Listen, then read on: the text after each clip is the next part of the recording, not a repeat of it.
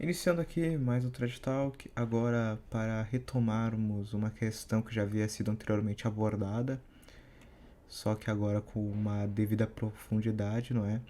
Que seriam as cinco vias e toda todo o contexto cientificista em que nós nos encontramos atualmente.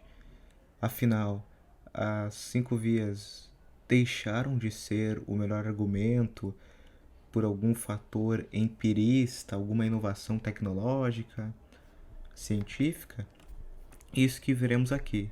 Então, estou novamente com dois convidados recorrentes no canal, não é? Então, poderia se apresentar, por favor, primeiramente, André? Oi. Eu quero desejar boa tarde, bom dia ou boa noite, não sei quando vocês vão ver esse vídeo.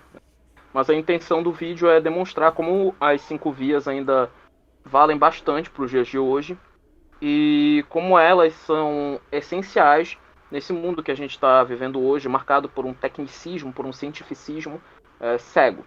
E a gente vai provar aqui que, na verdade, os argumentos são irrefutáveis e a gente vai responder algumas objeções levantadas por alguns ateístas materialistas. Agora, Thiago, não é mesmo? Pode se apresentar. Opa, boa tarde, Semai, boa tarde, André. É um prazer estar aqui novamente para estar expondo aqui o assunto mais uma vez, que é tão importante, é inclusive um dogma da Igreja Católica, como está no Concílio Vaticano I, na Pascendi Dominici Gredis, no juramento antimodernista, né, que infelizmente não é mais usado, que nós podemos demonstrar pela razão, com certeza, a existência de Deus, né? E também está em Romanos 1:20, que a gente pode conhecer ele pelas coisas criadas. Então, pelas coisas criadas, nós podemos conhecer Deus, né? E São Basílio Magno explica que o primeiro conhecimento que nós temos de Deus é que ele é. Então, aqui a gente vai expor como a gente obtém esse conhecimento pelas cinco vias tomistas. Perfeito. Podemos, então, não é? Como você bem disse, provar que ele é, agora inicialmente? Sim, então, primeiro é importante dizer o tipo de prova que a gente está buscando. Não é uma prova científica no sentido moderno do termo, evidentemente, porque a ciência, segundo a definição moderna, trata apenas dos dados da observação e da experiência.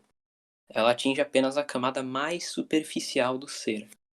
A gente busca, na verdade, então, uma prova filosófica, ou mais precisamente metafísica, do tipo que a própria base da ciência se constitui. Por exemplo, o método indutivo, que é uma das bases fundamentais da ciência, é inteiramente filosófico, né? Para quem não sabe, tem um debate enorme sobre o método científico, e isso é um debate filosófico. A ciência inteira se embasa na filosofia. E os próprios elementos que fazem a ciência possível, como o princípio de indução, o princípio de causalidade, são princípios metafísicos. Né? E as ciências empíricas só se fazem possível porque fazem recurso a essa base descrita. Né? Então, a gente vai tratar aqui de algo muito mais fundamental, muito mais primário do que do que a ciência segundo a definição moderna. Né? Mas segundo a definição de Aristóteles, né, segundo a definição de Aristóteles, metafísica pode ser classificada como uma ciência. Né? Enfim, sendo um pouco mais específico, o tipo de demonstração que a gente busca não é também uma demonstração a priori, porque a existência de Deus realmente ela é evidente por si mesma, né? Mas ela, já que a sua essência, como a gente vai provar, implica na sua existência, mas ela não é evidente para nós. E aqui é o erro de Santo Anselmo, que diz que a existência de Deus era evidente para nós por si mesma. Nós não temos conhecimento da essência de Deus senão por analogia. A gente não conhece ela em si mesma. Na visão beatífica, a gente vai ter visão direta da essência dele e vai ficar evidente para nós que a essência dele implica na sua existência.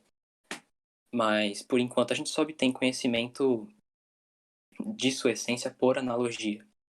Então, a gente consegue demonstrar que ele é o ser necessário, mas não consegue demonstrar o porquê dele ao ser necessário. Ela não é evidente. Nós não temos conhecimento direto da essência dele, né? E aí também fica a falha do argumento ontológico de Santo Anselmo, que é que se o maior ser possível que pode ser concebido não existe, né? Santo Anselmo diz, se o maior ser que pode ser concebido não existe, então podemos imaginar um ser maior ainda, que tem todas as qualidades do anterior mais existência, né? Isso é verdade, mas isso não faz com que a gente passe o ser para a existência. Implica que a gente descubra que existência é um atributo essencial do maior ser possível. Mas não que ele... esse argumento não passa o ser de fato para a realidade. Não passa ele para a existência, não prova isso. Isso... as reformulações deles, né, por Leibniz e Descartes, são totalmente vãs também, porque... segundo o próprio Leibniz, né, uma das premissas fundamentais é que a existência dele é possível.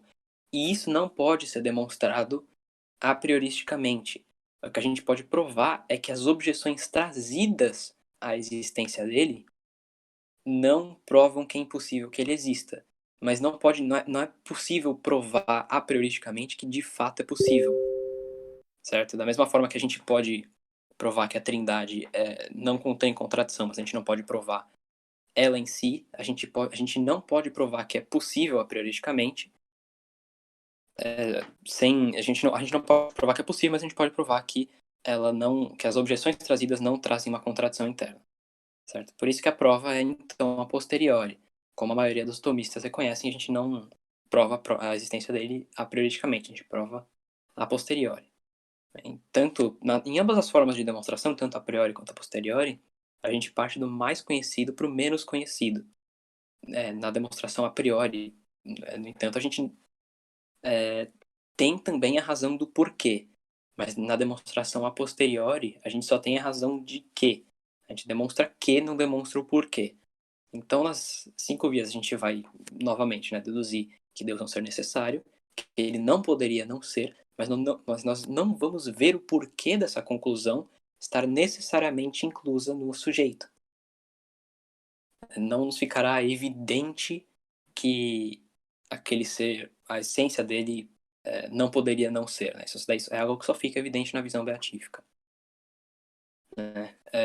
Se o André tiver alguma coisa para adicionar, eu acho que essa é a introdução que eu queria fazer.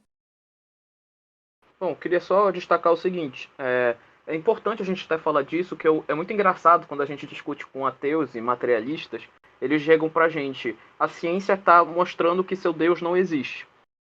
A questão é que a ciência que eles se referem não é a ciência propriamente dita, eles se referem à ciência experimental, empírica, eles se referem à física, eles se referem à biologia. Nós não vamos conseguir comprovar com certeza a existência de Deus por essas ciências. Porque essas ciências são empíricas, descrevem realidades deste mundo aqui. E este mundo aqui Deus, a gente sabe, está fora do universo, né? Como a gente sabe. Então, quando a gente não pode provar a existência, por assim dizer, sabemos que o termo existência não é o mais apropriado, mas falando simplesmente existência, a gente não consegue provar essa existência de Deus pelas ciências experimentais. A gente consegue provar isso pela metafísica, que é a maior de todas as ciências. O problema é que no mundo atual perdeu-se essa noção de metafísica. Todavia, nós podemos chegar numa fronteira dentro das ciências experimentais. E a partir dessas fronteiras a gente percebe que nós temos que admitir a existência de um Criador por meio dessas ciências experimentais. É possível chegar nessa fronteira. E não é a questão do que eu vejo muitos ateus falando, né? Não, mas veja bem, você está colocando lacunas. Você está colocando lacunas na história. Porque nós só não conseguimos explicar isso. Mas isso não significa que a explicação para isso é Deus. A questão é a seguinte, meu caro. Você não vai conseguir, dentro da ciência experimental, provar ou não provar a existência de Deus. Você pode chegar próximo de algo que leve a isso. Mas você não pode conseguir provar. Isso é um assunto filosófico, é um assunto metafísico. Infelizmente, a metafísica é muito questionada. Mas eu pretendo mostrar aqui, eu tenho alguns argumentos, né? Mostrar aqui que dentro da ciência experimental, da física, mesmo da biologia, né? A gente consegue encontrar fronteiras. a partir das quais elas só podem ser respondidas com o Criador. Ou seja, a própria física não, de maneira nenhuma, ou as outras ciências, de maneira nenhuma descartam a existência ou o que Deus é. Elas, na verdade, abrem muitas margens para isso, ao ponto que negar é se fazer de cego. A gente vai mostrar aqui e era isso que eu queria introduzir. Ok, então eu posso já colocar aqui a noção de causa própria, que é o fundamento para as demonstrações? Claro, claro. Ok, então. Bem, como eu já disse, o fundamento dessas demonstrações, das 5 vias, é a noção de causa própria, porque do efeito próprio a gente consegue obter conhecimento da causa própria. E causa própria, né, essa noção de causa própria não é o tipo de causalidade que se observa entre o pai e um filho, certo? Porque de um filho a gente deduz que o pai existiu, mas não necessariamente que existe mais. A causa própria é a causa da qual o efeito procede mais imediatamente e sustenta ele na existência, como um canto procede de um cantor. A definição do princípio de causalidade que utilizamos nas 5 vias é a seguinte, né, abre aspas, aquilo que não existe por si, existe por outro ser, fecha aspas. E aqui nos interessa a causa não somente que produz o efeito, né, como eu já disse, mas que conserva ele na existência, como o calor procede do fogo ou a luz procede do sol. Os ateus e os agnósticos, evidentemente, vão trazer algumas objeções quanto à necessidade ou até existência de causas próprias, né, para um efeito próprio, que eu já vou citar algumas. E essa causa, né, a causa própria era chamada pelos escolásticos de causa equívoca, porque o efeito produzido não é dotado da mesma natureza que a causa. Já a causa unívoca, né, que ocorre na causalidade que a gente observa entre um pai e um filho, a natureza é a mesma do efeito e da causa.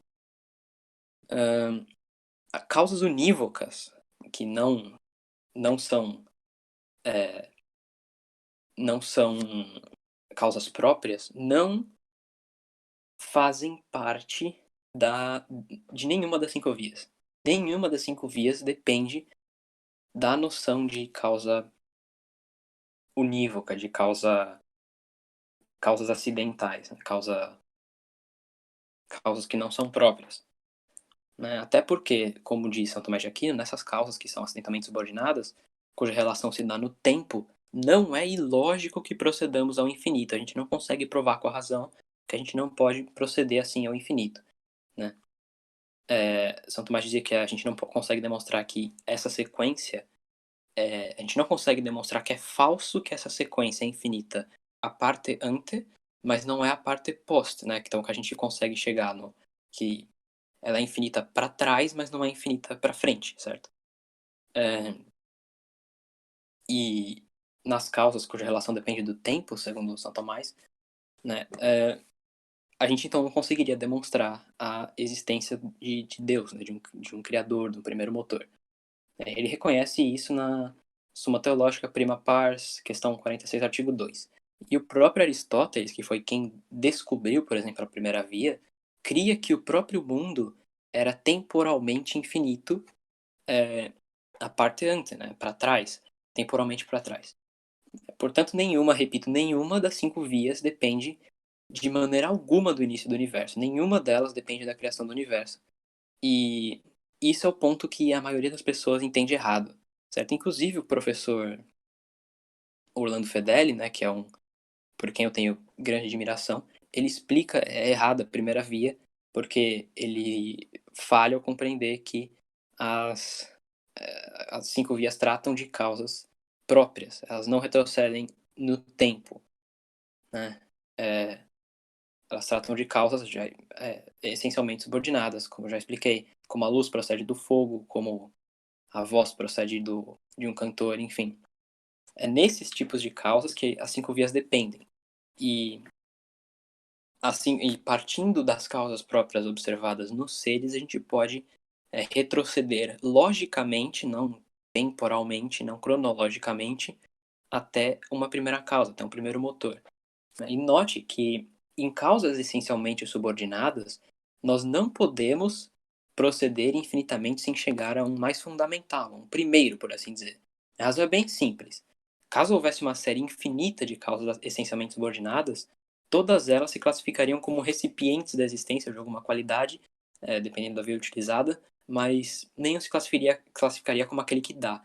E isso é impossível. Uma analogia interessante que, se eu não me engano, o Edward Feser usa é das extensões. Certo? Se eu tenho uma extensão elétrica e eu quero que a eletricidade flua por ela, eu posso conectar uma extensão elétrica a outra, e eu posso ir conectando várias extensões elétricas, uma conectada à outra.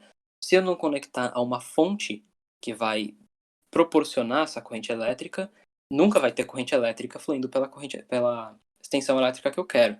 Então, perceba que mesmo se eu adicionar indefinidas extensões, nunca vai fluir corrente elétrica, a menos que tenha uma fonte. Isso, eu necessariamente tenho que ter algo que se classifique como causador e não como causado, né? Como movente, não como movido, quando eu trato de causas essencialmente subordinadas. Agora, é evidente que para essa noção de causas essencialmente subordinadas e para a validade ontológica do princípio de causalidade aqui explicado, foram trazidas algumas objeções, principalmente dos empiristas nominalistas e dos idealistas. Né? Eles questionam a validade, como eu já disse, ontológica, que é uma verdade necessária, que nos permite conhecer não só o fenômeno, mas o ser em si mesmo, que são revelados através dos fenômenos captados pelos sentidos, e a validade transcendental, ou seja, que nós podemos usar esse princípio para ascender, logicamente, dos fenômenos até Deus.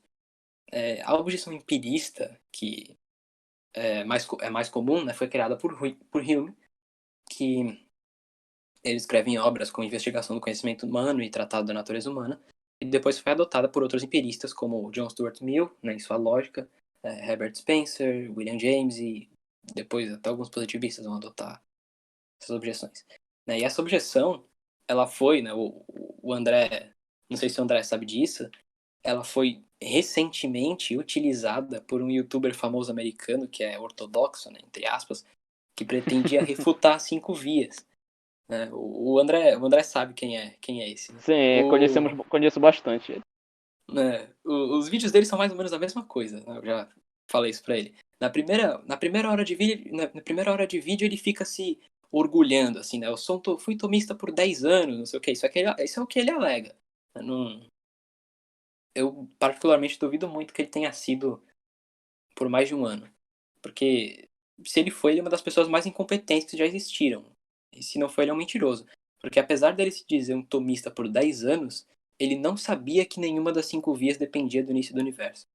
Ele pretendeu refutar a primeira via, por exemplo, dizendo que não podemos provar pela razão somente que o universo teve um início, que na verdade, como eu já disse, São Tomás de Aquino concorda. Todas as vias tratam somente do aqui e do agora. Ou seja, ele atacou um espantalho. E esse é o erro mais básico que alguém pode cometer ao estudar 5 vias. Isso é um erro subamador. É bastante surpreendente que alguém que tenha sido 10 anos tomista não tenha percebido esse aspecto tão fundamental. Na verdade, a gente sabe que ele não passou 10 anos como tomista, ele foi perennialista, cabalista nesse meio tempo aí. Enfim. E ele trouxe uma objeção de Hume. Isso se ele ainda não for, né? Porque tem gente que levanta que ele ainda é. E ele só esconde. Pois é. O que, como nós já vimos inúmeras vezes, não é? É muito comum de ocorrer. Praticamente todo ex-gnóstico ainda é, essencialmente. Inclusive, nessa questão de perennialistas orientais, ortodoxos, entre aspas, o Olavo de Carvalho já influenciou alguns jovens aí jovens perennialistas a entrarem para uma igreja ortodoxa. Enfim, perennialistas têm bastante interesse com a igreja ortodoxa. Enfim, a objeção que esse youtuber aí trouxe foi a objeção de Hume, porque ele diz assim: São Tomás de Aquino era um empirista e, portanto, tinha que concordar com a objeção de Hume. E a objeção de Hume é que o princípio de causalidade é somente uma ideia acompanhada de um nome comum. E partindo do ponto de vista empirista, como ele diz, você observa algo seguindo o outro e chama o que segue de efeito e o que antecede de causa. Hume usa o exemplo das bolas de bilhar. Se você vê uma bola de bilhar bater na outra, fazendo que a outra se mova, você está vendo dois eventos se seguirem e pondo o nome disso que você viu de causalidade, né? Da bola que bateu de causa e a bola que saiu rolando de efeito. Mas você não obtém conhecimento do ser em si, você só viu o fenômeno, colocou o nome em cima, você não obteve conhecimento do ser em si. Você não infere a validade do princípio de causalidade, certo? Você só dá um nome. É isso que o princípio que é a causalidade para Hume. E, enfim, ele diz que a gente acha que a causa gera um efeito necessariamente por causa de uma antropomorfização da natureza. É uma crença que surge de um hábito, segundo ele, né? Porque quando a gente gera um efeito, quando a gente gera um movimento, a gente sente em nós uma força causadora, né? A gente empurra um negócio, a gente sente em nós que a gente está empurrando, a gente está causando. Mas ele diz que a gente não consegue demonstrar, a gente não tem evidência que é isso que está acontecendo na natureza. E aí sim ele crê que a gente não consegue ter certeza da validade ontológica do princípio de causalidade, que a gente não consegue ter conhecimento do ser em si, que é só uma coisa acompanhada de um nome. Né? E o J. Dyer fala que uma vez que São Tomás de Aquino era um empirista, que ele acha que todo conhecimento vem dos sentidos, logo ele precisaria concordar com David Hume. Né? E como é estilo dele, ele fala isso, né, bastante, fala com ar, assim, né, bastante esses tomistas de internet nunca leram Hume, Hume é coisa básica, e Hume aqui tem um ponto, né? Enfim. Só que isso não é verdade. Em primeiro lugar, São Tomás de Aquino não pode ser classificado como empirista, porque, sim, São Tomás de Aquino cria que o conhecimento se iniciava pelos sentidos, mas isso não é suficiente para classificar ele como um empirista, tal como era Hume. Caso contrário, o Bertrand Russell, né, seria também classificado como empirista, porque ele cria nisso igual São Tomás cria. Quanto à objeção de Hume, eu vou responder mais adiante, né, que depois que eu apresentar a objeção idealista. Né, enfim, esse youtuber também fez umas outras objeções bastante retardadas, como objeção clássica, né, tipo, ele está usando como premissa que tudo tem uma causa, o que implicaria que Deus tem uma causa. Isso, na verdade, não é uma premissa. Ela não é utilizada no argumento, conforme eu demonstrarei um pouco mais adiante. E essa objeção, eu sei que isso pode ser um pouco ofensivo, mas ela é nível Richard Dawkins, sabe? É bem infantil essa objeção de falar que a premissa que a premissa tudo tem uma causa, está incluído no argumento. Isso não é verdade. Enfim, agora vou explicar a objeção idealista. Kant e outros idealistas eles vão objetar que nós sabemos, sim, que há uma conexão entre os fatos de causa e efeito, mas a experiência em si não diz nada sobre eles. Por isso a mente ela consulta suas categorias de substância, causalidade, ação, etc., para concluir isso. Essas categorias nos obrigam a estabelecer a prioristicamente uma conexão entre os fenômenos. E o juízo de que tudo que não tem uma razão de ser em si é causado é um juízo sintético a priori, né? Então, por isso, portanto, e é uma exigência da ciência. Mas isso não justifica que a gente aplique esse conhecimento para além dos fenômenos. Certo? Do ponto de vista do número, ainda é possível que haja uma causa primeira, né, segundo Kant, mas a razão nos leva a conhecer somente a poder aplicar esse princípio de causalidade nos fenômenos, né? Não que nós possamos aplicar ele de fato e obter conhecimento do ser. Por isso, Kant nos diz que o ser em si não pode ser conhecido de modo que não possamos a ele aplicar esse princípio. E, portanto, a gente não pode chegar à conclusão que Deus é com ele. Nosso conhecimento se limita aos fenômenos. Enfim. André quer falar alguma coisa antes de eu entrar na resposta a essas objeções? Antes de você entrar nas respostas, só sobre a questão Você citou a questão da eternidade do universo, né?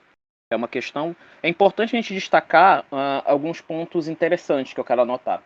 É importante a gente destacar, veja que eu vou tratar desse ponto dentro do próprio cientificismo, ou seja, eu vou tratar dentro do campo deles. Então vou objetar. Dentro da própria ciência atual, a gente consegue chegar numa conclusão de que o universo não é eterno atualmente, que ele tem que ter tido início. é importante a gente entender no sentido, mesmo que ele fosse eterno, isso não anularia a existência de Deus, como você já citou. Isso é um argumento. Isso não impediria que Deus tenha o criado eterno, com tempo eterno. Mas a ciência chega na conclusão, atualmente, de que o universo não era eterno. E eu gostaria só de levantar algumas coisas. Por exemplo, eu queria falar sobre os princípios da termodinâmica, né? O primeiro princípio da termodinâmica é a lei da conservação das massas. Então, a energia e massa podem ser convertidas uma na outra, mas elas não podem ser criadas ou destruídas. Ou seja, tem exatamente aquilo, desde o início do universo. Então, tem que ter. De onde veio isso? O que aconteceu? A segunda lei é a segunda lei da termodinâmica, é uma lei muito interessante, que é a lei da entropia, que é o grau de desordem do universo aumenta. Há uma tendência no universo de diminuição da energia útil capaz de realizar um trabalho mecânico. E tem o aumento da energia desordenada. O universo tende à desordem. A gente consegue perceber isso, que o mundo tende à desordem. Quer que eu dê um exemplo? O que é mais fácil? O seu quarto ficar bagunçado, todo bagunçado, ou ele ficar todo arrumadinho, todo perfeito, todo sim. O que é mais simples? Eu acho que é mais simples, pelo menos no meu caso, o quarto ficar bagunçado, né? Além disso, nós temos essa tendência, o universo tem essa tendência de desordem. Quando nós pegamos uma casa, se a casa não é bem cuidada, se a casa não tem um bom acompanhamento, né? Ela fica abandonada, ela começa a se corroer. Tem essa tendência de desordem, a gente consegue perceber. Porém, ainda há no universo muita energia capaz de realizar trabalho. Se o universo fosse eterno, toda a energia haveria se desordenado. Logo, ele teve um começo com energia altamente ordenada e está envelhecendo. Então, é a conclusão que nós podemos tirar dentro da física, né? Que a gente pode tirar é isso. Ou seja, o universo foi criado com questão de alta energia. Outra questão que nós temos é a própria teoria do Big Bang, que é bem aceita. A teoria do Big Bang a mais aceita atualmente é a teoria do Big Bang inflacionado. Essa teoria ela foi aceita inclusive por Stephen Hawking, se eu não me engano. E essa teoria ela prega que em determinado momento teve que acontecer uma grande inflação, porque se isso não acontecesse, o Big Bang não teria ocorrido da forma que teve e o universo não teria existido da forma que nós conhecemos. Mas para acontecer essa inflação, é necessário que todas as leis da física sejam abolidas. Naquele momento, depois voltassem. Como o acaso pode fazer uma coisa tão simples assim? Eu escrevi um texto para o blog Salve Roma, né?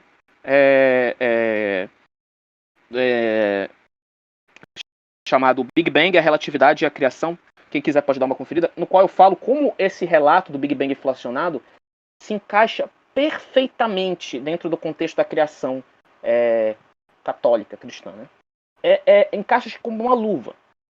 Então, dentro da ciência a gente consegue comprovar isso. Claro, a gente tem que usar os argumentos lógicos como você está fazendo e temos que responder às objeções, mas eu só queria mostrar que mesmo se a gente for tratar dentro do campo deles, eles não podem negar a existência de Deus. Eles não podem negar que Deus é. O que eles podem fazer é dizer, criar um espantalho, como você falou. Mas eles não têm essa capacidade para negar a existência de Deus. Perfeito, então. Enfim, agora eu quero explicar como que a gente obtém realmente o conhecimento da noção de causalidade, porque do princípio de causalidade, como a gente obtém esse conhecimento, e explicando como a gente obtém esse conhecimento, automaticamente as objeções dos idealistas e dos empiristas, né, do Hume, que eu acho que do Hume é mais comum hoje em dia, que causalidade é só um nome dado a coisas observadas, já que a gente obtém o conhecimento das coisas empiricamente, então a gente vai ver e a gente vai dar o nome em cima. Não que realmente exista, não que causalidade seja algo realmente aplicável ao ser, né? Não somente aos fenômenos. Enfim, vamos iniciar do princípio. Né? São Tomás de Aquino, seguindo Aristóteles, diz que podemos ter certo conhecimento do ser inteligível pela abstração do ser, que nos é conhecido pelos sentidos. E aqui entra a questão do fantasma, enfim. O homem ele consegue abstrair do sensível e conhecer o que está além da matéria sensível, conhecendo o que está nessa matéria e não somente como está nesta ou naquela matéria, daí a abstração. os animais não conseguem captar, eles conseguem captar uma planta, mas nós humanos podemos entender o que está por trás das aparências sensíveis e saber de fato o que uma planta é. Nós podemos obter o conhecimento do ser em si. Os anjos, como disse Santo Tomás de Aquino, eles conhecem o imaterial pelo imaterial. Mas nós, homens, a gente conhece o imaterial, como algumas ideias, pelo material. E daí vem a palavra inteligência, que significa que vem de intus legere, que significa ler o que está no meio. Essa é a diferença entre o conhecimento sensível que os animais têm, que é o conhecimento das qualidades sensíveis, e o conhecimento intelectual, que penetra na essência das próprias coisas, que a gente vê além do que nos é comunicado pelos sentidos, certo? E, como disse João de São Tomás, no seu Cursos Filosóficos, né, abre aspas, o primeiro conhecimento que o intelecto adquire é da essência de coisas sensíveis, mas de maneira confusa, expressando-a pelo termo genérico ser. E assim nós chegamos à noção de ser, já que o primeiro objeto concreto que se apresenta é o primeiro objeto concreto que se apresenta à nossa cognição. O ser, então, é o que o nosso intelecto vê primeiro. Dos sentidos que a gente capta as informações sensíveis, como a visão capta a cor, a audição capta o som, o nosso intelecto capta o ser. E assim, nós, mediante os sentidos que nos comunicam, a gente conhece o ser de fato. E negar a validade ontológica do intelecto e suas primeiras noções e captação do ser resulta em inumeráveis contradições. Primeiro, quanto ao objeto. Não haveria mais objeto conhecido, a gente conheceria apenas uma ideia, caso não fosse ontologicamente válido. Ou seja, não haveria distinção entre o objeto do ato de entender e o objeto do reflexo do entendimento. Por exemplo, entre a causalidade e a ideia de causa. Esse claramente não é o caso. O intelecto não pode refletir sobre si mesmo, se não tem conhecimento de algum objeto direto. Antes dele poder refletir sobre si mesmo, sobre suas ideias, ele precisa de algo definido sobre o que possa pensar. Ele não pode fazer isso em cima de nada. Até porque a gente conhece o nada pela contraposição ao algo. E ao admitir no processo de intelecção direta que a ideia é o objeto do conhecimento e não apenas o meio pelo qual conhecemos, então nada seria correspondente a essa ideia. Uma ideia, sendo que uma ideia precisa se referir no mínimo possível. Negar esse ponto também significaria ter que negar os primeiros princípios, porque dizer que algo é contraditório não significaria dizer que esse algo é incapaz de existir, mas significaria dizer que esse algo é somente inconcebível. Não significa que esse algo não possa existir de fato na realidade. Não significa que, por exemplo, um círculo quadrado não possa existir, mas significa somente que ele é inconcebível para o nosso intelecto. Nada impediria um gênio de colocar na realidade algo com atributos contraditórios. Então, pelo intelecto, nós obtemos certo conhecimento do ser enquanto tal. Isso é algo que não pode ser coerentemente negado. Tal como a visão tem como objeto formal a cor, a audição, o som e a vontade e o bem, o intelecto tem como objeto formal o ser inteligível. Então, pelo intelecto, nós podemos captar o que de fato está na realidade. Nós podemos conhecer o ser enquanto ser. Ou seja, a metafísica é possível. E dessa noção de ser, o intelecto intui espontaneamente algumas noções, das quais as mais fundamentais são o princípio de identidade e o princípio de não contradição, que diz que uma coisa não pode ser afirmada e negada ao mesmo tempo e no mesmo sentido de algo, que se baseia na noção de ser e de não ser. Então, pelo intelecto, que capta a noção de ser, nós formamos inconscientemente 3 proposições que possuem suas perspectivas negativas. São as seguintes: ser é ser não é não ser, ser é ser e sua negativa aqui, ser não é não ser, tudo que é ser, e nenhum ser pode ser não ser, e por último, tudo é ser ou não é, e nada pode ao mesmo tempo ser e não ser. O intelecto ao intuir essas noções de ser, ao ler o que está dentro do que os sentidos captam, o que é ser, adquire essas noções, são a base do conhecimento. Essas são as coisas mais fundamentais do nosso conhecimento. As mais principais eu já falei antes, são o princípio de identidade e não contradição. Que o princípio de não contradição diz que ser não é não ser, e o princípio de identidade diz que ser e não ser é não ser. Daí a gente pode deduzir algumas coisas interessantes, como faz São Tomás em De Veritate, questão no artigo 1. O primeiro conceito percebido é o de ser, e daí o intelecto descobre os conceitos que denotam algo adicionado a ser. Mas a única coisa que há além de ser é não ser. Então ser não admite adição. Então, o que se adiciona a essa noção, na verdade, não é algo externo a ser, mas são modos de ser. Entre esses modos, a gente tem os particulares, que são substância, quantidade, qualidade, etc., nas categorias, e os gerais, que são transcendentais e pertencem a todo ser. Entre os gerais, a gente pode predicar as coisas de maneira afirmativa ou negativa. A predicação afirmativa concerne a essência, que é expressada pela palavra coisa. Essa noção difere do ser, porque o ser é o ato de existir pelo qual a coisa existe, enquanto coisa denota o que é a essência do que é. Negativamente, a gente pode predicar do ser em divisão, daí a gente deduz o transcendental unum, a unidade. Relativamente a outra coisa, a gente diz que o ser é algo, né, aliquid, e, por último, a relação do intelecto, a relação do ser com o intelecto, a gente denota pela palavra verdadeiro, verum, e com relação ao apetite, bom, bonum. Esses são os transcendentais que acompanham a noção de ser. Certo? Eles são chamados de transcendentais porque eles não se incluem em nenhum gênero. Certo? Por exemplo, ser, a noção de ser, ela não admite que exista algo fora dela. Certo? Ela não pode, os seres, o que se englobaria dentro da categoria de ser não poderia ser diferenciado por algo externo a ser. Porque fora, além de ser, só não ser. Né? Enfim, daí a gente deduz também o princípio de substância, que não é percebida pelos sentidos, mas somente pelo intelecto. Né? Substância é o que existe de permanente sobre os múltiplos fenômenos que mudam. A substância existe independentemente, né, separada, enquanto os acidentes ou modos existem na substância. Os acidentes são qualidade, quantidade, relação, duração, lugar, paixão, etc. Por debaixo desses aspectos existe o que a gente chama de substância, que é o que garante a unidade desses aspectos. Certo? Não confunda substância com matéria, que é o sentido que se usa hoje em dia. Né? Hoje em dia a gente usa a palavra substância para designar matéria. Isso não é o correto na filosofia escolástica. Enfim, substância que existe por debaixo dos acidentes e subsiste independente. Né? Ao contrário dos acidentes, que tem sua razão de ser na substância, eles só existem na substância. Por exemplo, uma cor. Uma cor ela não existe separadamente, independentemente, ela sempre vai existir em algo. Certo? Por exemplo, em uma tinta, ela vai subsistir, a cor vermelha vai subsistir no líquido da tinta, ou na capa de um livro, ou em um lápis, enfim.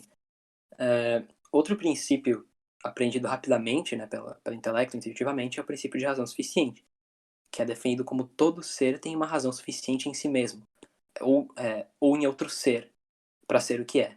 Em si mesmo, se o que o constitui pertence à sua própria natureza, e em outro, se não pertence à sua própria natureza. Ou pode ser definido também como todo ser tem razão suficiente, de onde se segue que tudo é inteligível.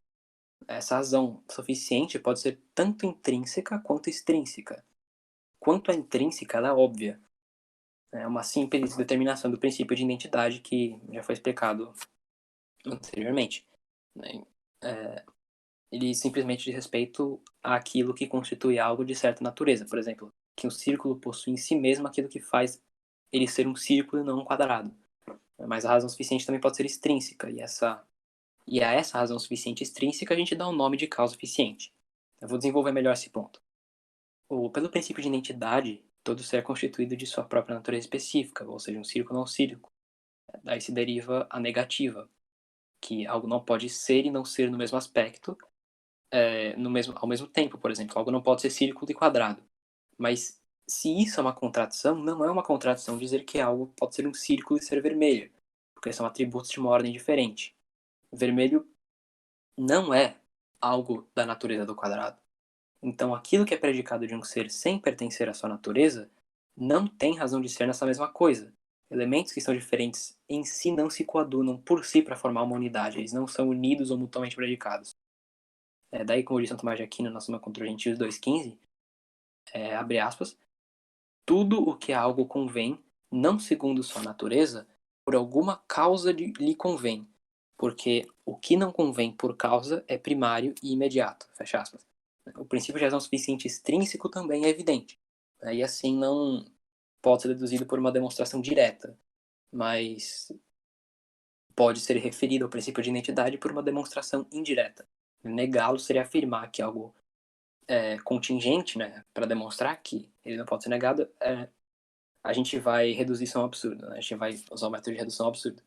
Negar o princípio razão suficiente enquanto extrínseco seria afirmar que o que é contingente, ou seja, não possui sua razão de ser em si mesmo, que existe, mas não de si mesmo, pode ser incausado ou incondicionado. Mas o que é incausado e incondicionado existe por si. Então teríamos que é possível um contingente ao mesmo tempo existir e não existir por si mesmo, que é um absurdo, é uma negação do princípio de identidade. Isso é uma contradição. Né? O que não recebe existência externamente tem ela em sua própria natureza. Né? Assim, portanto, quando temos deduzido o princípio de razão suficiente.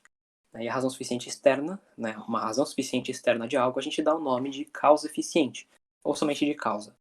Temos aí, então, deduzido o princípio de causalidade, sem ser dessa maneira de Hume, de falar que é só um nome dado a fenômenos, que não nos permite obter conhecimento de fatos do ser. E então a gente note que da própria noção de ser, o nosso intelecto capta o princípio de causalidade. Como nos explica São Tomás, que não é um empirista tal como Hume, nós podemos deduzir sim que o princípio de causalidade pode ser aplicado para obter conhecimento do ser enquanto ser. Nesse ponto, as objeções dos idealistas, tanto também dos empiristas, falham. Não é nem um pouco coerente negar isso. E note também que em nenhum momento foi postulado que tudo tem uma causa. A proposição tudo tem uma causa, que é uma proposição que, como já disse, muitas pessoas atribuem falsamente aos argumentos das 5 vias, e ela não pertence, ela não é pressuposta pelas 5 vias. E ela nunca foi apoiada por São Tomás nem por nenhum outro tomista. O que é admitido é que as coisas que não têm razão em si mesma de ser, têm razão externa. E a essa razão externa a gente dá nome de causa eficiente. É isso que é defendido. Então, no caso do ser necessário, no caso de Deus, ele teria razão de ser em si mesmo. Porque a sua essência implica... a sua existência e a sua essência são a mesma coisa. Então, ele não seria causado. Essa proposição de tudo que é causado não é defendida. Enfim, eu acho que é isso para demonstrar o princípio de causalidade brevemente. Agora o que eu precisaria fazer para ter uma correta compreensão das 5 vias é demonstrar os outros princípios, como o princípio como a questão de distinção entre ato e potência, distinção entre essência e existência, enfim. Você quer falar alguma coisa quanto a isso, André?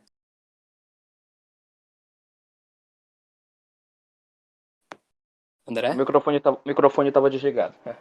Não, sobre Opa. isso eu concordo totalmente. São objeções erradas que são levantadas, né? E que acabam levando para uma loucura. O Hume, dentro dessa lógica dele, ele tinha uma gnoseologia bem complicada. A gnoseologia dele levava a uma conclusão que os sentidos internos se tornavam o pensamento. Então, para quem não entende muito, o ser humano tem sentidos internos, que seria a cogitativa, a imaginação, o senso comum e a memória. Só que isso os animais também têm. Então, quando ele diz que, quando ele reduz o ser humano a isso, você coloca o ser humano quase de uma inteligência do nível dos animais. E aí é muito complicado. O pensamento Então, de Hume levava ele negava a existência de matéria, O pensamento dele levava alguns absurdos bastante bizarros. o Hume é extremamente complicado. Essa é a verdade. E dentro das vias, né, eu queria falar de um erro comum que acontece, é que quando a gente fala da questão das causas, né, da causalidade, dentro se não me engano, é a segunda, né, das causas. Há muitos cristãos, ao explicarem sobre isso, eles cometem um erro, que é o erro de tratar a causa de Deus sendo a mesma causa que nós temos no mundo. As causas acidentais como sendo a causa necessária divina. Tem diferença. Porque, por exemplo, por exemplo, eu sou filho da minha mãe e do meu pai. Eles são a causa acidental. Se eles deixarem de existir, por exemplo, eu continuo existindo. Então é como se eu desse só um peteleco, tivesse um monte de dados enfileirados, desse só um peteleco neles. Se eu deixar de existir, eu já dei o peteleco, então os dados vão continuar caindo. Deus não é a causa nesse sentido. Deus é a causa no sentido de que ele nos cria e ele ainda nos sustenta na criação até hoje. É como se eu pegasse os dominós, desculpa, falei dados. Como se eu pegasse os dominós e eu deitasse eles e empurrasse com o meu dedo. Se eu deixar de existir, os dominós param de se mexer. No outro caso, se eu dei o peteleco, se eu parasse de existir, os dominós continuariam caindo. Então, Deus é causa nesse sentido, de nos sustentar na criação, porque existe um abismo infinito entre o ser e o não ser. O nada e o ser. Então, a questão não é porque nós começamos a existir. A questão é porque nós começamos a existir, porque nós existimos até agora. porque, porque, porque o mundo existe até hoje? Essa que é a pergunta, entendeu? Existe o princípio de causalidade, pressupõe isso. Eu já vi alguns ateus dizendo que é o Big Bang que nos sustenta na realidade até hoje. Mas, ora, você está dizendo que o Big Bang ele é eterno, imutável, que ele sustenta até hoje. Ou seja, você está descrevendo Deus, está mudando o nome, porque você não quer admitir a pessoalidade divina. Essa que é a verdade. Então, só queria falar sobre isso. Ok. Então, aqui até agora, o que eu fiz foi deduzir o princípio de causalidade. E perceba que o princípio de causalidade, ele implica a noção de causa própria, certo? Porque algo, para ter a razão suficiente extrínseca, essa razão suficiente extrínseca tem que permanecer dando-lhe razão suficiente. Ela não pode deixar de ser, certo? Então aqui a gente tem o princípio de causalidade provado, né? Mostrando também que é válido, ontologicamente válido esse princípio e essa noção de causa própria. Enfim, agora mostrando aqui a distinção entre ato e potência, que é algo também fundamental para compreender as 5 vias, a gente tem que voltar para a Grécia Antiga, né, e ver uma objeção de um filósofo chamado Parmênides, que sustentava que não existia tal coisa como devir, né, o vir a ser, não existia, segundo Parmênides. Porque, como é que vai argumentar Parmênides? Né? Ele vai usar 2 argumentos. Ele tinha um conhecimento, tinha umas ideias bastante estranhas. Ele vai usar 2 argumentos, enfim. Segundo ele, o ser só pode vir a ser de algo que não é ser. Mas a única coisa que não é ser é não ser. Mas de não ser não pode vir ser. Logo, nada vem a ser, nada muda, tudo é imutável.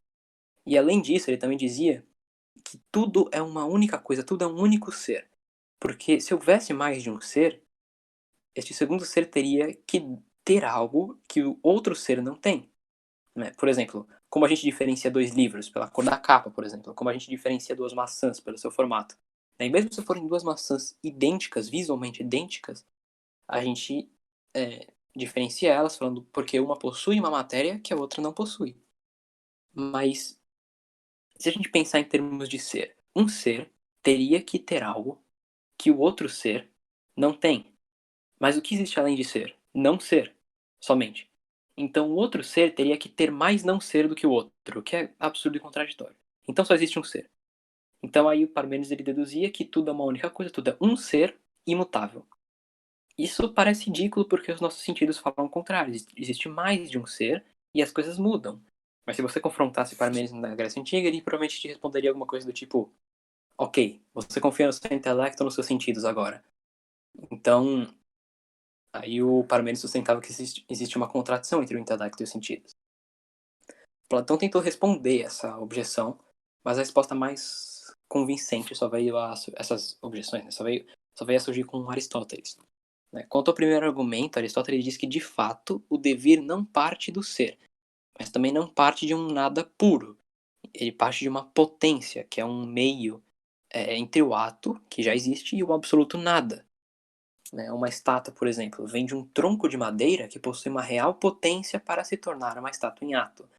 Assim, o tronco de madeira que possui uma real potência para se tornar uma estátua em ato, ele não teria uma distinção entre o absoluto, assim, teria uma distinção entre o absoluto nada e uma potência, certo? Enquanto o tronco de madeira possui uma potência para se tornar uma estátua em ato, ar não possui potência para se tornar uma estátua em ato, certo? Então, a gente tem potência passiva é o que é determinável, certo? Transformável, não é simples não ser. E também ela não é a negação de uma a simples negação de uma determinada forma, como eu já dei o exemplo do ato do ar não ter potência para se tornar uma estátua, mas a madeira tem. Aí São Tomás desenvolve essa noção ainda para dizer que potência não é simples, não é somente o simples possível, certo? Porque na criação era possível para Deus criar o mundo, mas o nada absoluto não tinha potência para ter uma criação, para obter uma criatura, certo? Que o não ser que existia além de Deus, existia o não ser, né? E, enfim, quando a potência passiva, né, a potência passiva do não ser é reduzida a zero, a potência ativa de Deus teria que ser infinita. Então era possível ele criar, porque ele tem potência ativa infinita e o não ser tem potência passiva nula. Né? Então, só assim a gente pode explicar o vir a ser, né? Fazendo uma distinção entre potência, uma real distinção entre potência e ato. A gente não pode conceber potência como ato, porque se a gente conceber a potência como um ato, o argumento de Parmênides ainda tem força total, e a gente seria obrigado a admitir que tudo é um único ser imutável, e ele não pode também ser absolutamente nada, porque se ele não for se potência não for absolutamente não ser, for não absolutamente nada, o argumento de Parmênides também continua com força total, já que tudo que existiria é o ser, e a única coisa além de ser é o não ser. Então a gente tem que admitir uma real distinção entre o nada, entre a potência e o ato. E a redução da potência a ato a gente chama de movimento, certo? O termo utilizado por Aristóteles e por São Tomás.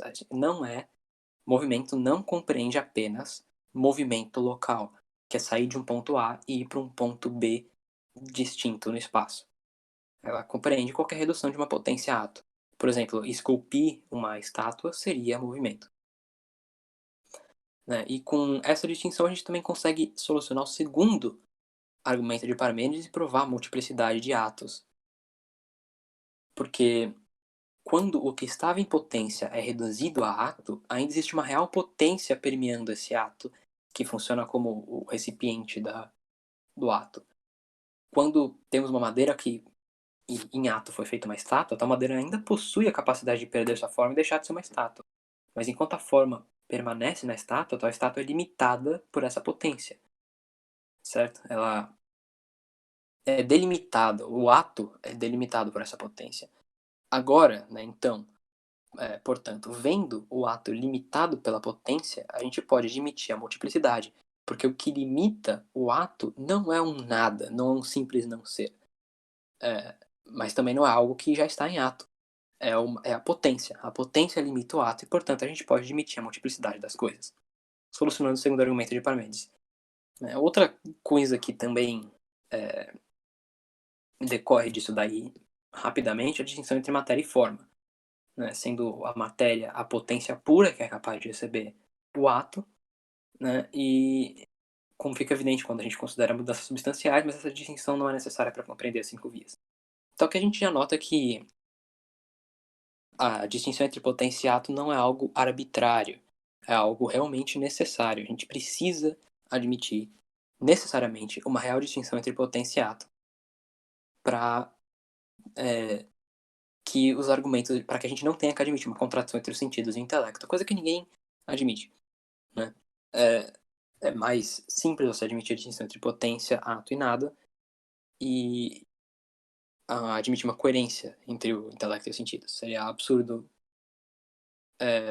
dizer que concordar com Parmênides. Enfim. A última coisa que se nota é a distinção que há entre essência, que é o que a coisa é, e a existência, que é se a coisa é, nas coisas criadas, que possuem, ou seja, que possuem potência, certo? Porque existência é ato, e nada é ato senão pela existência. No entanto, a existência, enquanto o conceito em si, ele não implica uma limitação. Então a gente poderia fazer um argumento similar ao de Parmênides, dizendo que não poderia haver mais de uma coisa que existe, porque a única forma de diferenciar essas coisas seria mediante a outra coisa que não é existência, ou seja, inexistência. E a solução para tal dilema seria também admitir que a existência é limitada, restringida, né, por algo realmente distinto dela. a essência das coisas, ou seja, a existência de algo é limitada pela essência que recebe tal existência. Outro argumento para sustentar essa distinção entre essência e existência é notando que as essências podem ser concebidas a parte de sua existência. Alguém pode conceber essências de tigres e ignorar se tigres de fato existem na realidade. Portanto, a existência de algo e sua essência são realmente distintos. Isso também pressupõe que a noção de ser é análogo, né? Mas isso, enfim, isso daí que eu expliquei já é suficiente. Agora, tendo todos esses princípios claros na cabeça, a gente consegue compreender as 5 vias que se seguem disso tudo, né, que eu expliquei com facilidade. Antes, somente recapitulando o que vimos sobre causa própria, as causas que nos interessam aqui, quando eu utilizo o termo causa, são causas essencialmente subordinadas, agindo no aqui e no agora. E nelas nós não podemos retroceder infinitamente, pelo motivo já citado, que todas as causas seriam recipientes e nenhuma delas estaria dando. Eu citei o exemplo das extensões para mostrar isso. Não importa quantas extensões conectemos, apenas vai fluir corrente nelas se uma fonte proporcionar isso. Mesmo se forem milhões de causas intermediárias, se não postularmos uma causa primeira, a série é infinitamente insuficiente. Ela seria insuficiente. A gente não conseguiria explicar o fato de estar correndo corrente pelas extensões se não admitirmos a existência de uma fonte que dá corrente sem receber a corrente. Enfim, a primeira via do... desculpa, André, você quer comentar alguma coisa antes de entrar nas 5 vias em si? Não, pode dar sequência. Qualquer coisa eu entro com comentários. Ok. Tá, enfim. A primeira via é que trata do movimento. É a mais famosa, que, como já expliquei, é a redução de potência ao ato. É o vir a ser. Mudança, transformação. Todo movimento que ocorre em um ser é gerado por outro. O movimento não é explicado por si mesmo. Ele não tem em si a razão suficiente de ser. Todo movimento, portanto, possui uma razão suficiente externa a si. Ou seja, um motor. Aqui a gente está simplesmente aplicando o princípio de razão suficiente, que já foi demonstrado, e provando que, como a razão suficiente não é interna, ela é externa. Então, todo movimento requer um motor. Outra forma de demonstrar isso seria mediante o fato de que o que está sendo movido, ou seja, o que possui a potência que está sendo atualizada, só possui a qualidade que está recebendo em potência, não em ato. Então ele não pode atualizar a si mesmo, não pode reduzir sua potência a ato. Outra coisa tem que reduzir sua potência a ato. Portanto, tudo que está em potência, como tudo que está em potência não age, a gente tem que admitir a existência de um motor para gerar esse movimento. O único caso que parece ser uma exceção a isso, de redução de potência a ato, é o caso dos animais, onde uma parte do animal pode mover a outra.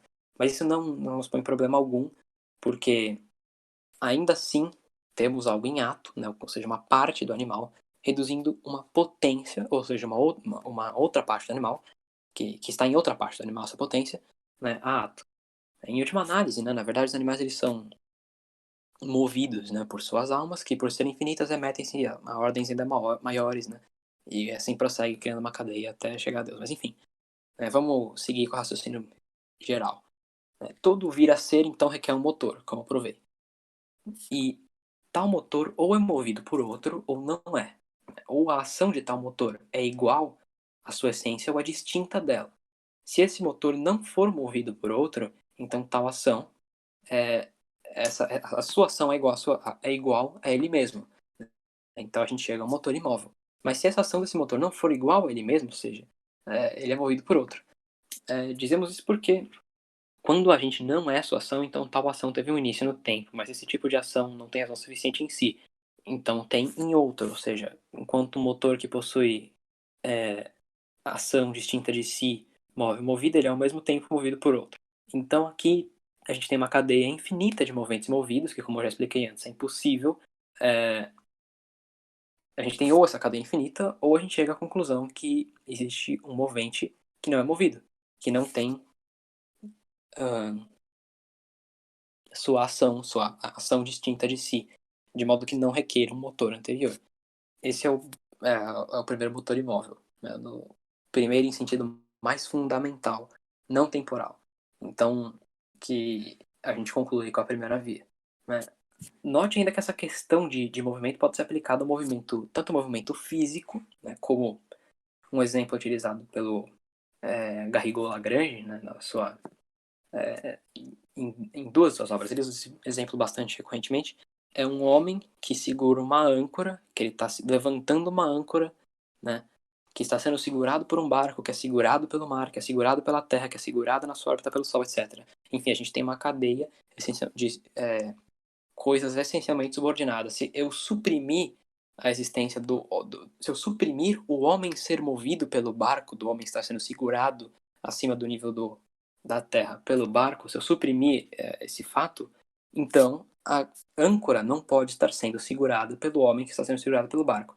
Então, removido um elemento dessa série, os outros cessam de existir. São causas essencialmente subordinadas, certo? E a gente também pode aplicar isso a movimentos não físicos, né? Movimentos, Garrigou-Lagrange essa expressão de movimentos espirituais, né? Como a vontade. Né? Por exemplo, um homem deseja ir ao médico, que é movido pelo... E esse desejo de ir ao médico é movido pelo desejo de se curar por uma doença, etc, etc. E a gente vai criar uma cadeia novamente de coisas essencialmente subordinadas, né? Por exemplo, se não houvesse o desejo de se curar de uma doença, este desejo de desejar ir ao médico não poderia ser causado, pelo menos não da mesma forma, certo? Ele teria que ter outro desejo de outra coisa para ir ver o médico, né? Então a gente cria uma cadeira de coisas essencialmente subordinadas e, como eu já expliquei, né, como são causas essencialmente subordinadas, a gente precisa retroceder em última análise até um primeiro e mais fundamental, que é o primeiro motor imóvel. Calma aí, que vai passar o carrinho de sorvete, ó.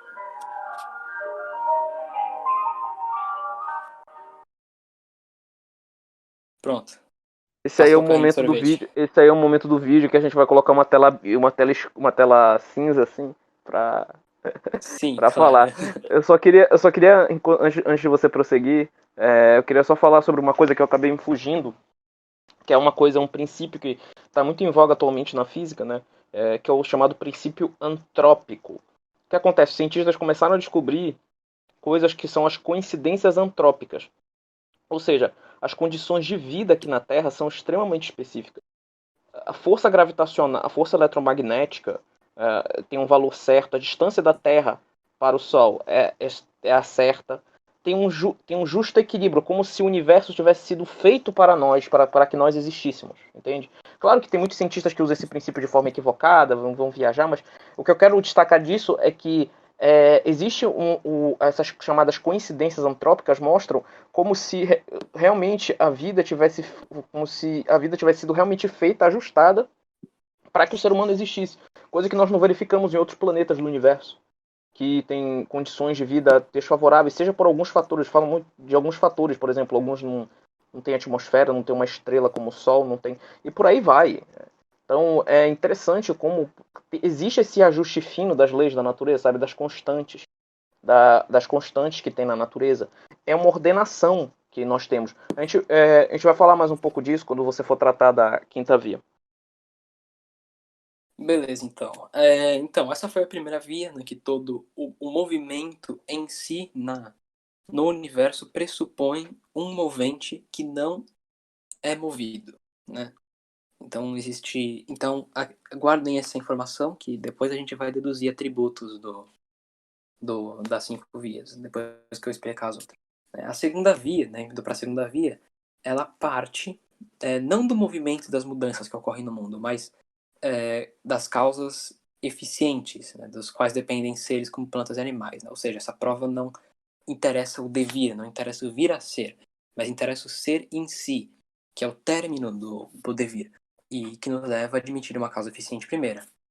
No mundo, existem causas eficientes essencialmente ordenadas umas às outras, como, por exemplo, a influência do Sol, a pressão atmosférica e certos tipos de gases presentes na atmosfera é o que possibilita a existência de seres humanos, por exemplo. E essas causas não somente geram os seres humanos, né, fazem com que eles existam, mas preservam os seres humanos na existência.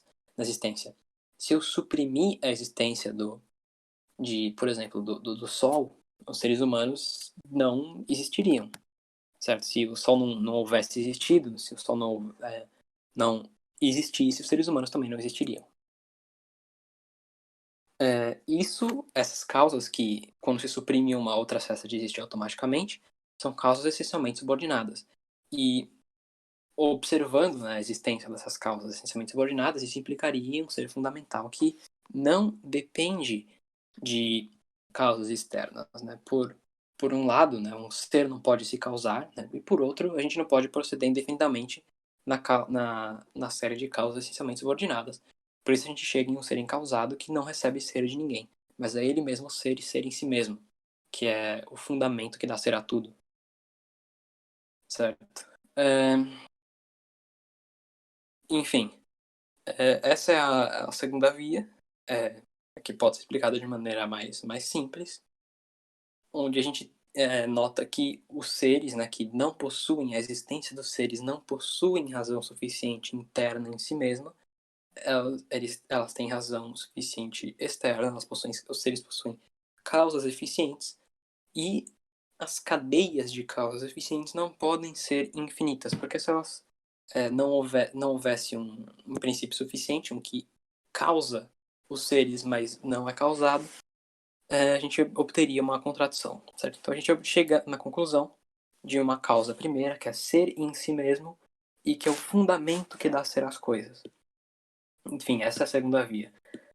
Algum comentário aí, André? Antes de ir para a terceira? Não, só que o comentário tecnicamente eu já fiz, né? Que é não confundir os tipos de causa, né? Sim. Isso é importante, porque muitos ateus falam, não, Big Bang refuta a existência de Deus. Não, peraí. Uma coisa não tem nada a ver com a outra.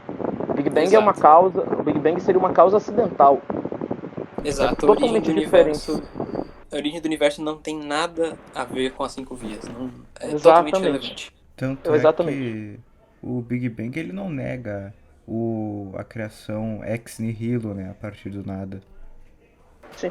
Exato. Inclusive eu falei do Big Bang inflacionado. No texto que eu escrevi, Big Bang, a relatividade à criação, eu lanço a hipótese de que o momento que... Porque Santo Agostinho fala na sua teoria da criação, e Santo Tomás retoma Santo Agostinho nisso, que Deus, quando é dito em Gênesis, no princípio criou o céu e a terra, essa terra seria uma matéria informe. Informe não no sentido de não ter forma, porque não pode existir matéria sem forma, mas seria sem uma forma definida.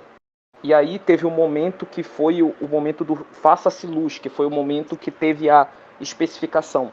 Eu defendo que esse momento poderia ter sido justamente esse momento do Big Bang inflacionado, que aconteceu esse momento de rápida expansão que acabou ajudando o universo nas diferenciações e especiações do universo. Então bate certinho, tanto que eu coloco no mesmo texto uma citação de Pio XII aprovando a teoria do Big Bang, dizendo que ela comprovava a existência de Deus.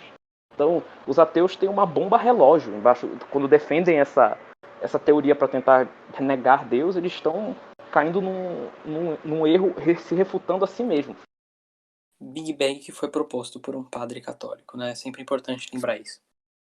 Enfim, vou indo aqui para a terceira via, que parte da noção que no mundo há seres evidentemente contingentes, ou seja, que podem existir ou que podem não existir, como plantas e animais, que vivem e morrem. Isso tem início e fim. E a ciência nos confirma que havia um tempo onde não existiam animais, plantas ou seres humanos, qualquer coisa assim. Nem que as estrelas que existem hoje eram as mesmas. Tudo o que é composto de essência e existência, ou seja, cuja essência se limita por o que a coisa é contingente. Tudo cuja essência e existência são distintas é contingente.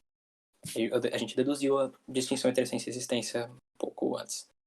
A noção de existência, como eu já havia argumentado antes, per se, ela não implica em qualquer limitação, e a existência é um ato. E nada é ato senão pela existência. E aqui poderíamos aplicar um argumento similar ao de Parmênides para negar que a multiplicidade, se não disséssemos que a existência é limitada por uma real potência que é capaz de receber a existência, ou seja, a essência da coisa. Ou seja, nos seres limitados finitos há uma real distinção entre o que ele é E o C, ele é o que é finito, é contingente. Agora, os seres contingentes pressupõem um ser necessário e subsistente que não é limitado, ou seja, cuja essência e existência são idênticas, cuja existência não é limitada pela essência. Isso é por um motivo bem simples. Os seres contingentes não possuem sua razão de ser em si mesmo, mas têm sua razão de ser em outros objetos, já que uma vez que somente o que existe pode dar existência a uma essência não pode dar existência a si mesma. Né? Por isso, se os seres contingentes fossem todos contingentes, a gente não teria motivo para a existência das coisas. Então, concluiríamos que a gente conclui que existe um ser necessário cuja essência é igual à existência. Então, guardem na mente as conclusões de cada via. Primeira via, motor imóvel. Segunda via, causa fundamental, primeira causa eficiente que dá ser às coisas. E terceira via, o ser necessário, que não poderia não ser, cuja essência é igual à existência. Né? Indo aqui para a quarta via já, a quarta via lida com os graus de perfeição dos seres. Né? A gente não lida aqui com qualidades absolutas, como humanidade, corporeidade, etc. Porque esse tipo de qualidade não admite graus de perfeição. Né? Ou um ser é ser humano, ou ele não é. Porque ou ele é corpóreo, ou ele não é. Então a gente lida aqui com qualidades relativas, que admitem graus, como virtude, bem, etc. Os transcendentais, né, que são ser, unidade, verdade, etc., já mencionados aqui, estão sujeitos a esse tipo de gradação, né, e não são diversificados por algo externo, como eu já expliquei antes. Dando um exemplo aqui, enquanto a animalidade é predicada dos animais da mesma forma, o bem é predicado em diferentes graus, né, em várias formas, analogicamente. Uma pedra é boa porque é resistente, por exemplo. Né? Um fruto é bom porque refresca e tem vida.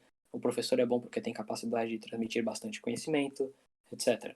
Né? E admitem e podem existir professores melhores que conseguem transmitir mais conhecimento. Né? A mesma coisa ocorre com verdades. Né? Existem verdades mais baixas e verdades mais elevadas. Por exemplo, uma verdade mais simples seria algo como César morreu, né? Que é algo contingente, temporal, não é tão relevante, enfim. E uma mais elevada e mais fundamental seria o Teorema de Pitágoras, porque ela é verdade em qualquer momento do tempo, né? Ela é mais fundamental, né? E verdades mais fundamentais ainda serão coisas como princípio de identidade e princípio de não contradições. Né? Não são contingentes, são fundamento de todo conhecimento, enfim. Né? Também podemos aplicar isso ao conceito de unidade, porque existem coisas mais unas que outras. Por exemplo, o intelecto é mais uno que o corpo, porque o, o intelecto, além de não estar dividido, ele é indivisível também, né? Enquanto o corpo é divisível. Uma sociedade mais uma que a outra, etc. E note aqui que a gente trata de coisas que transcendem o gênero, né? Não são diversificadas por diferenças específicas. Né? Não são não são coisas que podem ser diferenciadas por coisas externas a elas, certo?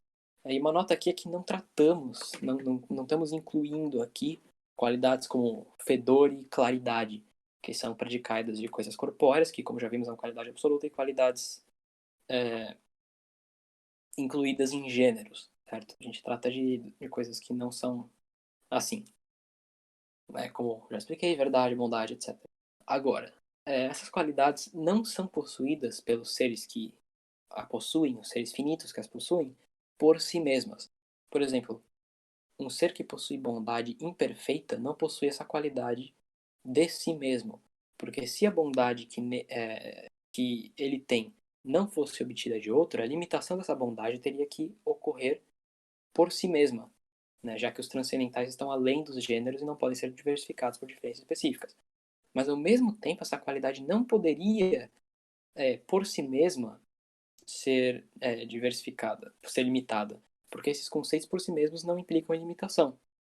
Ou seja, todo ser imperfeito teria que ter as suas qualidades como bondade, verdade, etc., limitadas e não limitadas por si mesmo, o que é absurdo.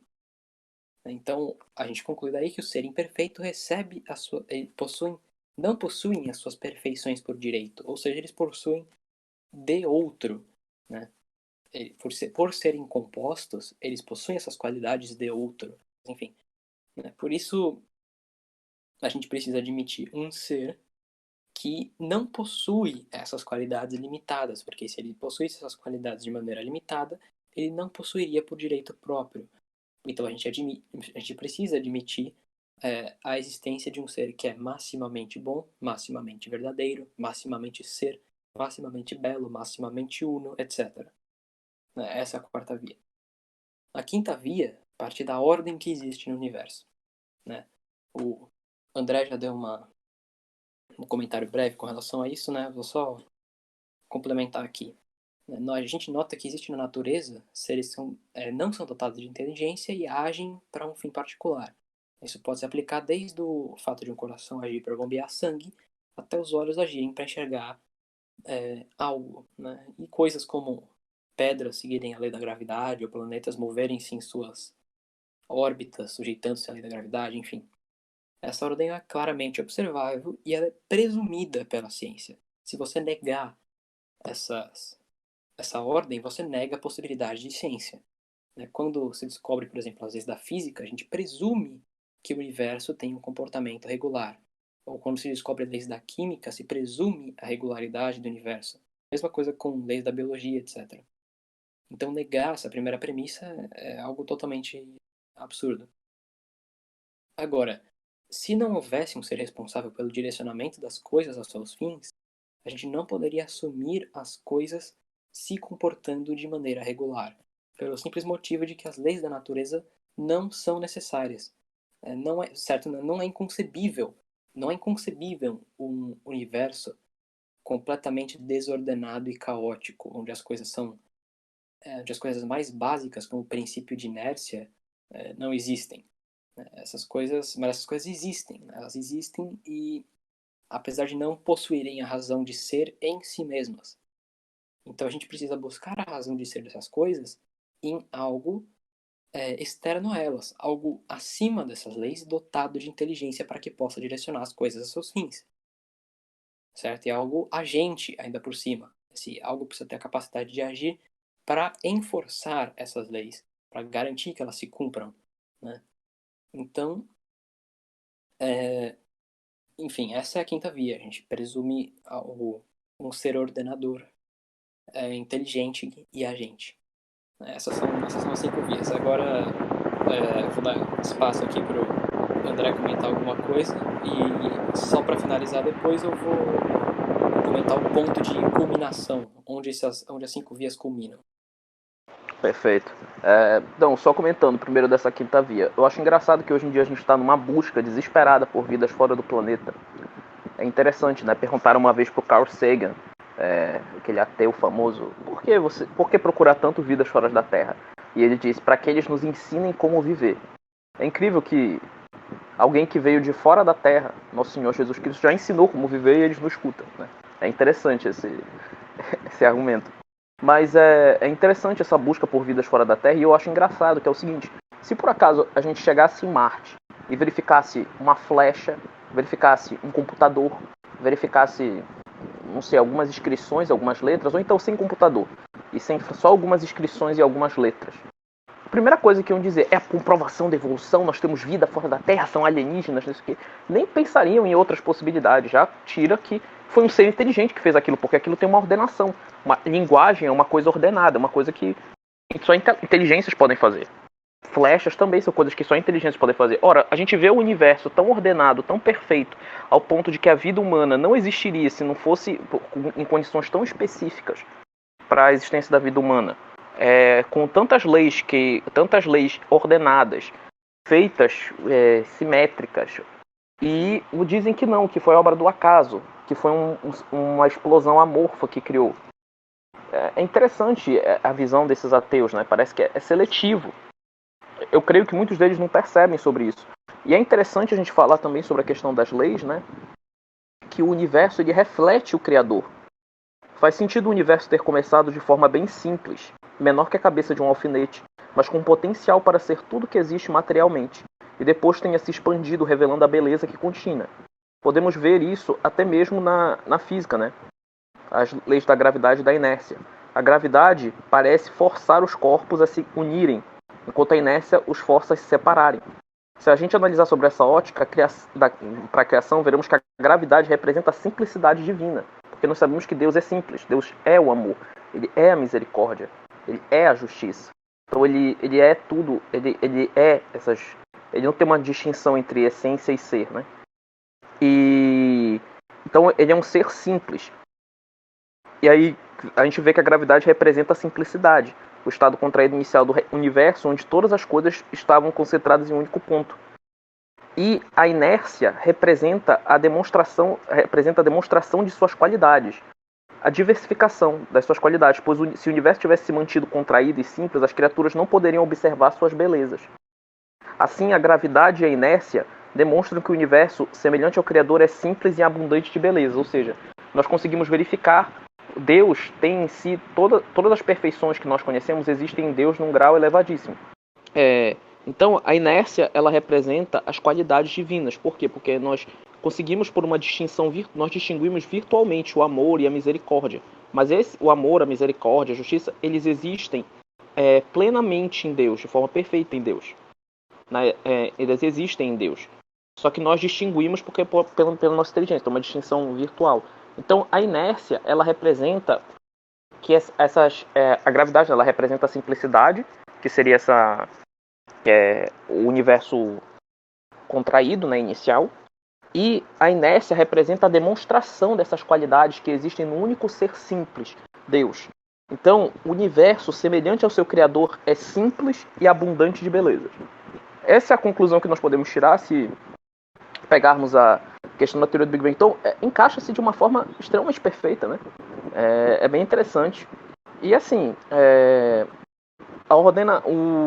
eu penso que a ordenação que nós temos no universo é uma prova grandíssima que o universo não pode ter sido uma obra de um acaso, de uma explosão cega, desordenada.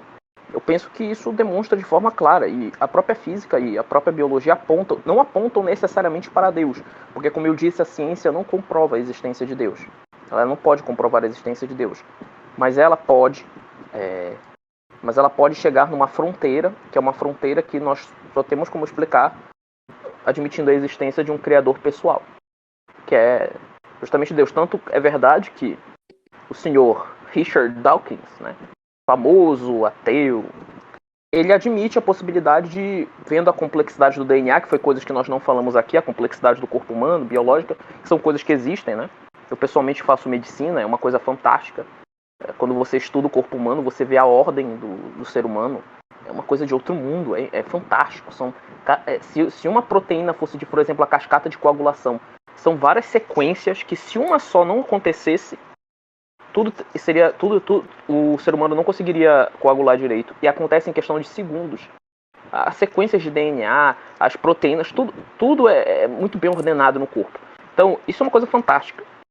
Richard Dawkins, ele foi questionado, né, e ele chegou a falar que ele admitia a possibilidade de designer inteligente com alienígenas. Ou seja, alienígenas teriam vindo aqui na Terra no passado e teriam cultivado a vida aqui. Então, quer dizer, ele admite que tem que ter existido um criador inteligente. Ele só não admite que esse criador é Deus.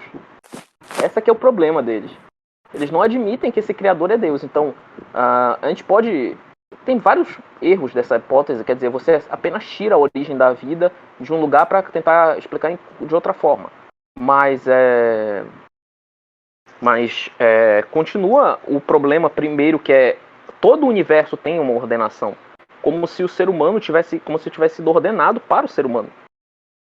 Então, é uma coisa que é difícil explicar, é difícil para eles conseguirem desvendar isso. Então, uma outra coisa interessante é que, se por acaso o ser humano tivesse surgido por meio de processos cegos, estocásticos, lentos, não existiria essa ordem da forma que a gente conhece no corpo humano, nem em outros lugares. O ser humano teria coisas desregulares. Tanto que é verdade que o próprio Richard Dawkins, um tempo atrás, né, declarou que o DNA, quase 98% do DNA humano é lixo. Era o DNA lixo. Hoje a gente já sabe que isso não existe. E essa parte que ele chamou de DNA lixo é importantíssima para o ser humano. É importantíssima. Então a gente começa a perceber que é uma tentativa de querer mostrar que negar uma ordem que ela existe. tenta se negar uma ordem, tenta se negar a presença de um ordenador, de alguém inteligente, ou cai em absurdos, como dizer que a possibilidade de existência de alienígenas. Tudo para não admitir a existência de um criador. Então eu concluo minha participação aqui.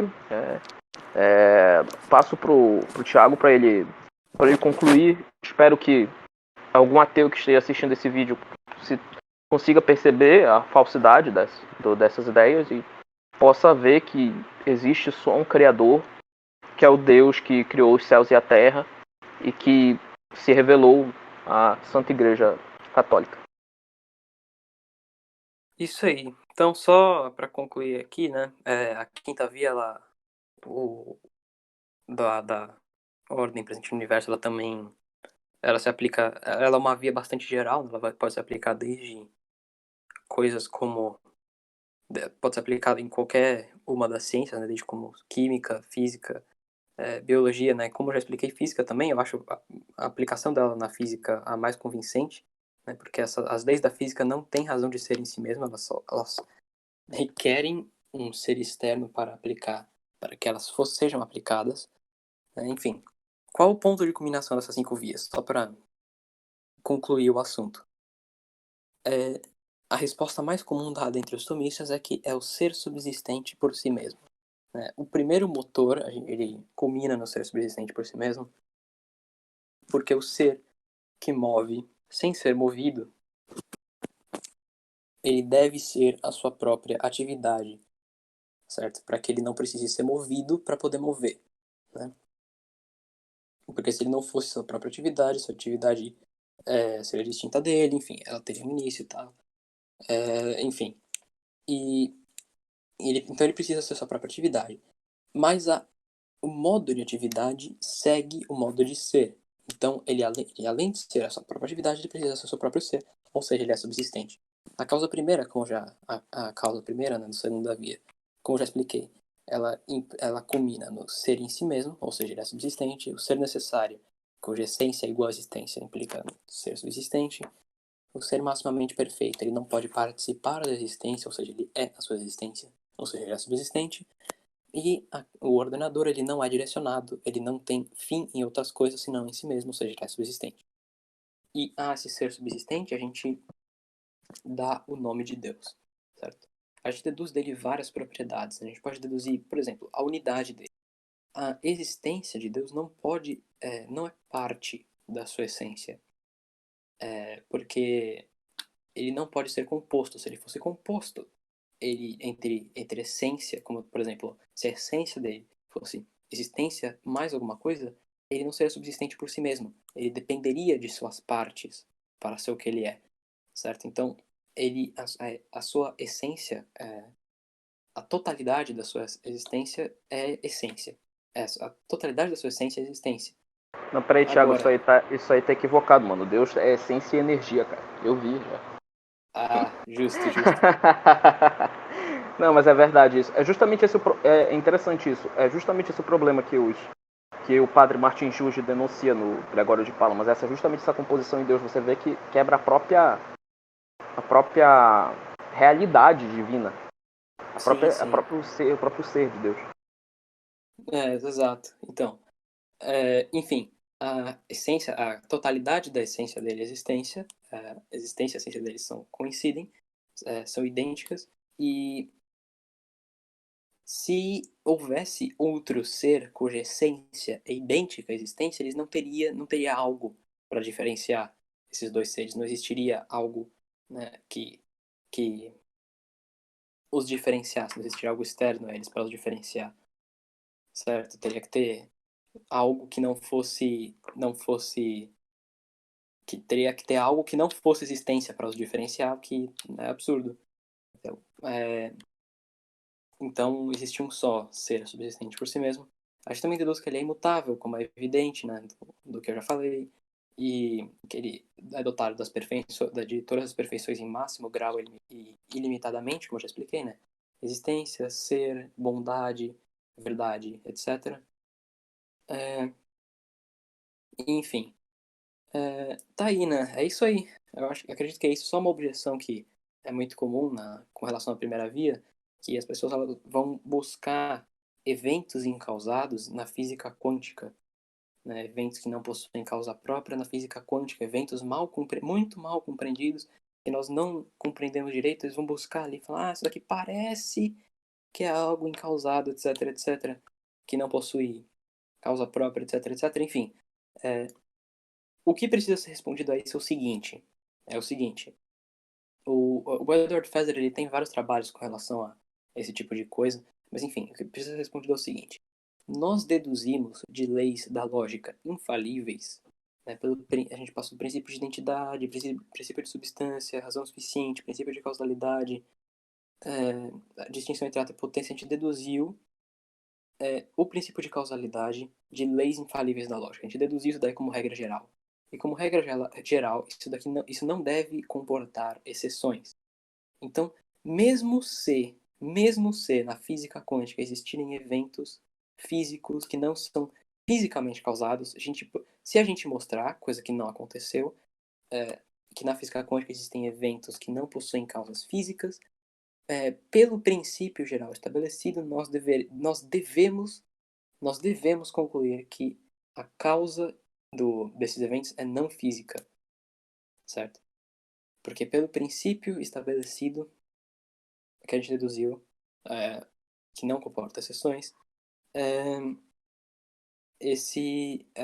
a gente precisa assumir causas não físicas. Então, ficar olhando, ficar observando, ficar pegando casinho pequeno de física quântica, pegar eventos mal compreendidos para tentar deduzir uma exceção disso, não desprova nenhuma das 5 vias, tá? Isso daí é algo que precisa ser dito, porque a fonte mais comum que as pessoas tentam usar para refutar isso é ficar pegando eventozinho pequeno de física quântica para tentar provar que os negócios são falsos.